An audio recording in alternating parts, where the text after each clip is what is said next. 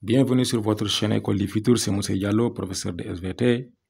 Alors, chers élèves, lors de la précédente vidéo, nous avions traité l'exercice là et nous nous étions limités au niveau de la question 3. Pour résumer, donc, il y avait cet exercice qui portait sur, en réalité, qui était noté sur 6 points. Donc, l'exercice était composé de 1, 2, 3, 4 et 5 questions. Dans la précédente vidéo, on avait déroulé la réponse aux 3 questions qui sont là. Donc, avant d'attaquer la 4e question, je vais juste faire un petit résumé par rapport à ce qu'on avait fait pour que vous puissiez avoir une idée par rapport à la transition qu'on fera au niveau des questions 4 et 5. Donc, alors, et là, la première question c'était, cite les étapes de la transmission du message nerveux au niveau de la synapse. Nous avions dit que les différentes étapes c'était, premièrement, l'arrivée de l'influx nerveux au niveau du bouton terminal. Ensuite, entrée des ions CA2+, qui sont là. Ensuite, qu'est-ce qui se passe? Exocytose du neurotransmetteur. Ensuite, fixation du neurotransmetteur sur ses récepteurs, ouverture des canaux, entrée des ions. Selon que la synapse soit une synapse excitatrice, entrée des ions Na+, ou bien une synapse inhibitrice, entrée des ions K+, ou bien en réalité, on va dire Cl-. Ensuite, on peut avoir ici une dépolarisation ou bien une hyperpolarisation. Et enfin, il y avait ce qu'on appelle la destruction du neurotransmetteur et sa recapture dans les vésicules présynaptiques. C'était ça la première question.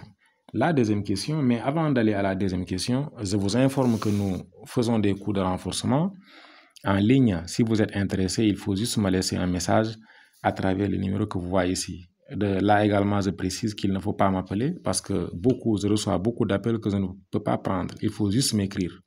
Parce que si vous m'appelez, il se peut que je sois en classe et je ne pourrai pas prendre votre appel. Écrivez-moi un message, après je vous dirai les modalités de participation. C'est simple. Ensuite, à la deuxième question, on avait dit quoi? Analyse les résultats obtenus. Qu'est-ce que j'avais dit par rapport à cette analyse? Je vous ai dit que si vous analysez un document, il faudra tout faire pour rester dans le cadre des hypothèses. Ici, les hypothèses, c'était quoi? Observez bien les axes. Regardez, le document, il est là. Sur le document, il y a 3 axes. Le premier axe, un deuxième axe et un troisième axe. Quand je dois analyser en SVT, la méthode est simple. C'est ce que votre prof vous a enseigné. Il faut dire ce que vous avez vu. Limitez-vous à décrire ce que vous avez vu. Là, chers élèves, à travers la légende, je vois que tout ce qui est noir ici représente quoi? La concentration de CA2+, d'ion CA2+. Donc, on va dire il y a ion de CA2+, ion CA2+, ion CA2+, ion CA2+. Ensuite, tout ce qui est avec le blanc là, c'est quoi? C'est la concentration d'acétylcholine. Toutes les deux substances là sont mesurées en UA. C'est des unités arbitraires. Donc, quand je vais analyser, je prends en compte les paramètres qui sont consignés dans les axes et je vais décrire ce qui se passe. Donc, regardez la méthode, elle est simple. Je ne vais pas utiliser des mots ailleurs. Tous les mots que j'utilise vont rester dans le document. Ce qui me permet d'être dans le vif du sujet. Je dirais quoi? La concentration d'ion CA2+, dans le bouton terminal et la quantité d'acétylcholine libérée dans la fente synaptique augmente avec l'intensité de la stimulation. Un élève peut dire ça, il va trouver. Un autre élève peut dire quoi? Si l'intensité de la stimulation augmente, la concentration d'ion CA2+ dans le bouton terminal et la concentration d'acétylcholine libérée dans la fente synaptique augmente. Un troisième élève pouvait dire quoi? L'intensité de la stimulation et la concentration d'ion CA2+ dans le bouton terminal plus et la concentration d'acétylcholine libérée dans la fente synaptique augmente dans le même sens. Tout ça, c'est bon. Cependant, ce qui n'était pas bon, c'est quoi? C'est d'essayer de comparer en I1, comparer la concentration d'ion CA2+ et la quantité d'acétylcholine. Le faire également ici, le faire ici, le faire ici. C'est pas bon. On ne doit pas comparer deux concentrations ou bien deux substances différentes. On ne peut pas comparer dans notre sujet-là les ions CA2+ à la quantité d'acétylcholine. Il ne faut pas faire ça. On ne doit pas comparer. Comparer deux substances différentes reviendrait à additionner deux choses qui ne sont pas de même nature. Par exemple, une pomme et une banane. On ne peut pas additionner ça. Puisqu'on ne peut pas additionner une pomme et une banane, on ne peut pas également comparer, par exemple, des ions CA2+ à la quantité d'acétylcholine. C'est comme le tableau que le prof vous avait donné quand il faisait l'origine du potentiel de repos.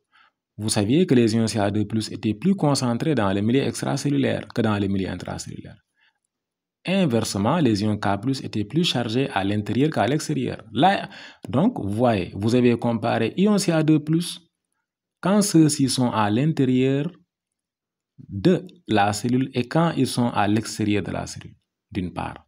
D'autre part, vous avez comparé les ions Na+, quand ils sont à l'extérieur de la cellule et quand ils sont à l'intérieur. C'est comme ça qu'on fait. Mais on ne compare pas les ions Ca2+ et les ions K+. C'est bon. Alors, ensuite, on va à la troisième question. On dit, que peut-on en conclure quant au codage du message nerveux mis en évidence par le document 1? Là également, j'ai vu beaucoup de réponses qui ne m'ont pas plu. Parce que les élèves ont dit que le message nerveux est codé en modulation de fréquence. Parce que dans le cours, c'est ce qu'on a fait. C'est ce qu'il faut éviter. Il faut éviter de réciter le cours. Il faut toujours être dans le cadre de l'exercice. L'exercice là ne parle pas de train de potentiel d'action. Il ne met pas en évidence l'augmentation de la fréquence des potentiels d'action avec l'augmentation de l'intensité de la stimulation. Donc, vous n'avez pas le droit d'utiliser ce raisonnement-là. Vous ne devez pas raisonner comme ça. Ici, l'exercice parle de concentration d'ion Ca2+. Il parle de quantité d'acétylcholine. Augmentation de l'intensité de la stimulation. Qu'est-ce que je devais dire? Je vais dire quoi? Que le message nerveux est codé en modulation de concentration. Pourquoi j'ai dit ça?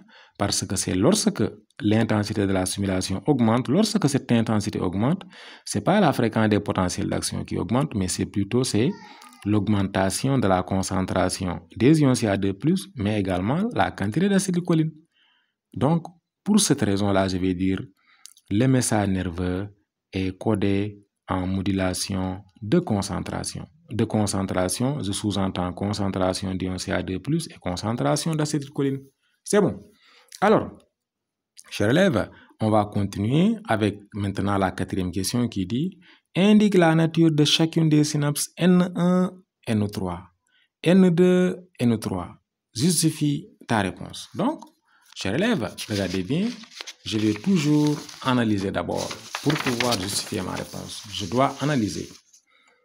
Donc, je constate que cette vidéo commence à être longue. Je préfère la couper ici, puis on va revenir très prochainement pour répondre à cette question-là et répondre à la dernière question. Et d'ores et déjà, je vous dis que ces questions sont très intéressantes. Elles sont très intéressantes en ce sens que la question 5, par exemple, fait appel à la sommation spatiale plus précisément. Donc, si vous ne voulez pas rater cette vidéo-là, je vous invite à vous abonner si vous êtes nouveau, mais également à activer la cloche de notification pour que lorsque je publierai cette vidéo-là, demain probablement, Inch'Allah, que vous soyez au courant. C'est bon. Donc, merci de partager, de liker, de vous abonner si vous êtes nouveau. À très bientôt.